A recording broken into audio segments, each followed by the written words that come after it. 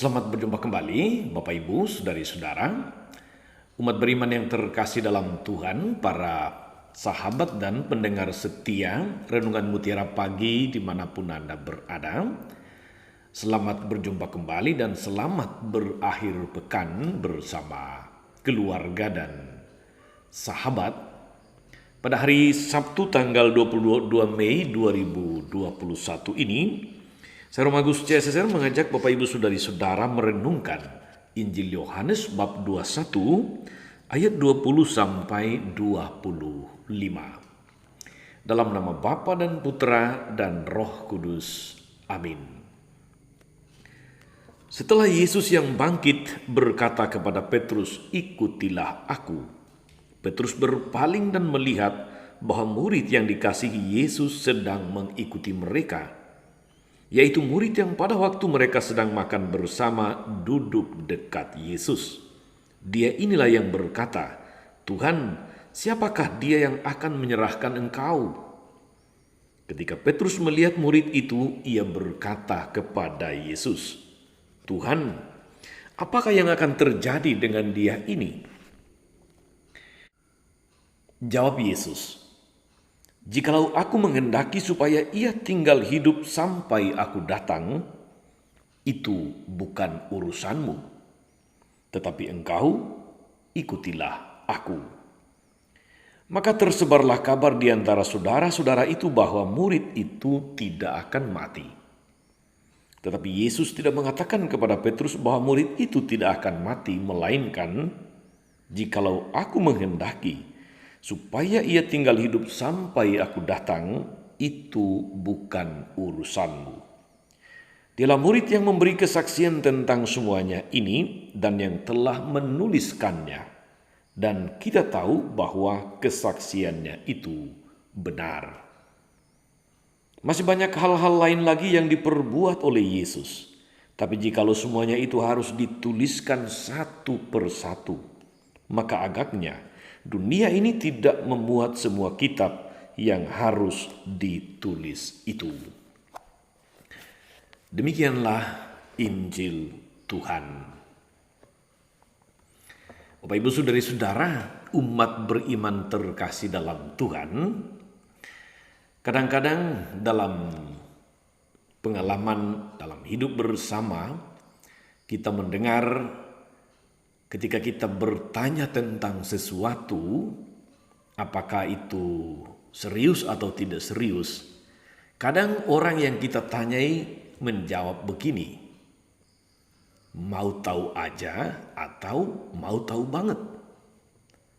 Saudari-saudara, rasa ingin tahu itu merupakan suatu bentuk ungkapan keterlibatan kepada atau dalam tata cara hidup orang lain.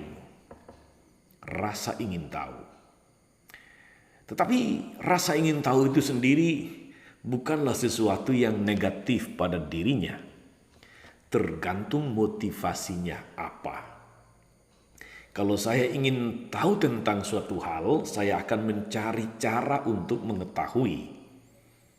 Kalau saya ingin maju dalam sebuah ilmu, saya tentu belajar. Rasa ingin tahu menjadi sangat penting, yang menyemangati saya untuk menemukan solusi, untuk mencari cara untuk menjadi lebih tahu. Sangat positif.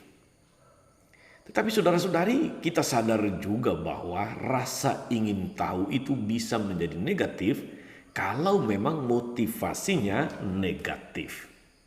Ketika kita ingin tahu sekali hidup seseorang, lalu kemudian menjadi bahan perbincangan, bahan gosip, bahan untuk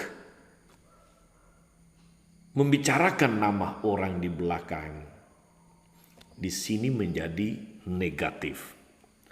Kadang-kadang rasa ingin tahu itu juga didorong oleh rasa iri hati, cemburu karena membanding-bandingkan hidup dengan orang lain. Saudari-saudara, umat beriman yang terkasih dalam Tuhan kita Yesus Kristus, rasa ingin tahu yang berlebihan itu bisa menyebabkan relasi menjadi tidak nyaman. Rasa ingin tahu yang berlebihan tentang hidup seseorang, tentang aktivitas seseorang, tentang rahasia-rahasia hidup privasi seseorang tentu akan sangat mengganggu. Membuat sekali lagi tidak nyaman. Membuat relasi menjadi seringkali ada jarak. Hari ini dalam Injil saudara-saudari, kita mendengar Yesus menegaskan kepada Petrus ketika dia bertanya tentang nasib Yohanes. Apakah yang akan terjadi dengan dia ini? Begitu pertanyaan Petrus kepada Yesus. Dan Yesus menjawab dengan sebuah jawaban yang tegas, keras. Itu bukan urusanmu. Saudari-saudara, jawaban yang bagus. Untuk membuat rasa ingin tahu yang berlebihan itu, stop di sini. Yang bukan urusan kita jangan ingin mencampuri. Atau jangan membandingkan dirimu dengan diri orang lain. Yesus mau Petrus fokus kepada apa yang ditugaskan oleh Yesus. Engkau ikutilah aku. Kemarin dalam Injil kita mendengar dia ditanyai oleh Yesus sampai 3 kali. Simon anak Yohanes, apakah engkau mengasihi aku? Dan dia juga menjawab 3 kali, engkau tahu Tuhan bahwa aku mengasihi engkau. Maka Yesus kemudian memberi perutusan, gembalakanlah domba-dombaku. Rupanya ini yang membuat Petrus ingin tahu Yohanes akan diberi tugas apa atau bagaimana nasib dia nanti. Karena itu dia bertanya, apa yang akan terjadi dengan dia ini? Itu bukan urusanmu, jawab Yesus. Saudari-saudara, umat beriman yang terkasih dalam Tuhan, Petrus diberi tugas untuk menggembalakan domba-domba Tuhan. Itu tugas dia. Dia diminta fokus kepada itu. Tugasnya sebagai gembala atas gereja, gembala atas domba-domba Tuhan, gembala atas jemaat Tuhan di dunia ini. Fokuslah di situ. Tak usah membayangkan atau membandingkan tentang rasul-rasul yang lain, karena semua diberi tugas yang unik, yang spesifik oleh Tuhan. Dia diberi tugas menggembalakan kawanan domba, sedangkan Yohanes, dia diberi peran oleh Tuhan Yesus untuk memberi kesaksian tentang realitas kehidupan Yesus. Ia lebih lama hidup untuk menulis Injil tentang Yesus sebagai kesaksian tentang Yesus sampai kepada kebangkitannya. Yohanes mengakhiri Injilnya, saudari-saudara, dengan kata-kata yang sangat menakjubkan di akhir perikop hari ini. Dia katakan, masih banyak hal lain lagi yang diperbuat oleh Yesus. Jika semuanya ini harus dituliskan satu persatu, maka agaknya dunia ini tidak cukup untuk memuat semua kitab yang harus ditulis itu. Itu artinya yang tertulis dalam kitab suci itu adalah hal-hal yang penting, hal-hal yang pokok yang menjadi pedoman hidup kita, dan itu cukup.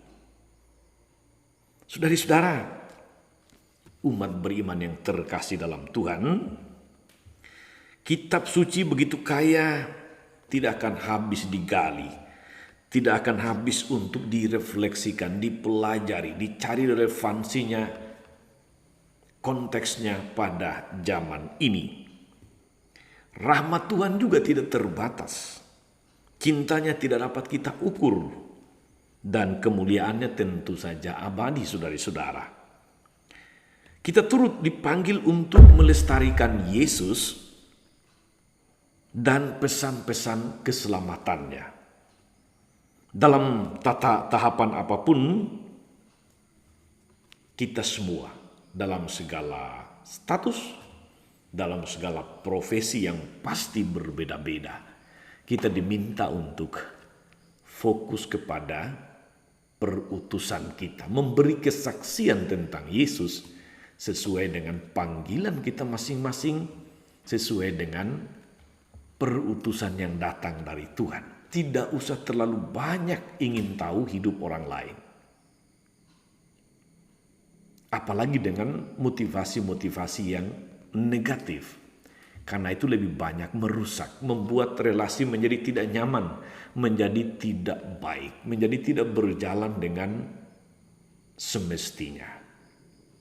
Kita belajar dari firman Tuhan hari ini, saudari-saudara, supaya perutusan dari Tuhan untuk masing-masing kita fokus laksanakan dengan baik.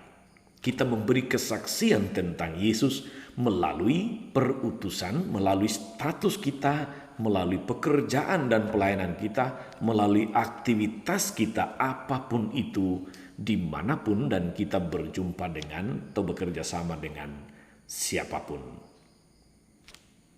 Tuhan Yesus memberkati. Maria Bunda selalu menolong, setia mendoakan kita semua. Amin. Tuhan Yesus Kristus, kami bersyukur karena Engkau senantiasa meneguhkan kami dengan firman-Mu. Engkau memanggil dan mengutus kami masing-masing dengan status hidup kami, dengan panggilan hidup kami, dengan jalan hidup yang telah Engkau tentukan. Namun Engkau menghendaki bahwa dalam segala situasi, status, panggilan hidup itu, kami fokus mengikuti Engkau. Kami fokus memberi kesaksian yang baik tentang Engkau. Bimbing berkatilah kami agar dalam seluruh hidup kami masing-masing, kami senantiasa memberi kesaksian yang baik tentang Engkau melalui hidup, melalui tutur kata, melalui sikap dan perbuatan-perbuatan kami.